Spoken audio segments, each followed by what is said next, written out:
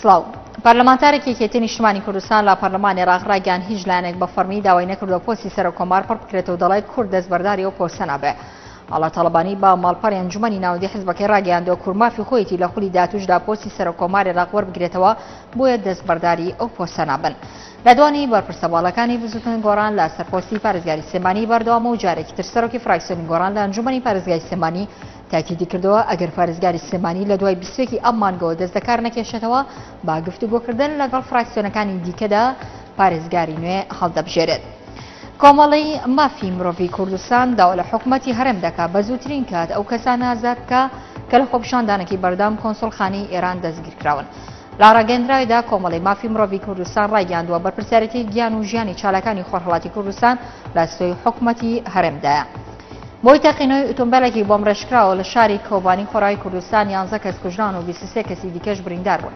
بەپێی هەواڵێکی ئاژانسی فڕادنویسیش کاتژمێر 4 ئێوارەی دوێنێ لە کامی تەقینەوەیەکی بەهێز کە بە ئۆتۆمبیلێکی بۆم ڕێژکرا و ئەنجام دراوە ناوەندی مانگی سووری کورد و ڕێکخراوی مافی مرۆڤ لە شاری کۆبانی کردە ئاماج. ئەو جەلان ئاشکرای کردووە وەفدی حکوومەتی تورکیا دیداریان لەگەڵ ئەنجامدا و ڕاشی گاندۆ سەرۆکی وەزیرانی تورکیا بەلاڕێدا براوە.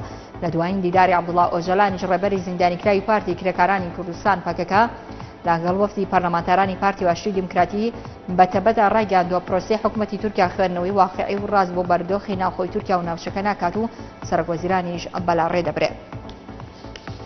سەرکردەیەکی دیالۆگی نیشتیمانی عێراق ئەنجومەنی وەزیرانی عێراق تۆمەتبار کرد کە لە ڕێگەی دواخستنی ناردنی بودجێ گشتی ساڵی 2014ەوە هەوڵ بۆ دانانی ئاستەنگ لە بەردەم پرۆسەی ئابووری خزمەتگوزاری دادەنێت.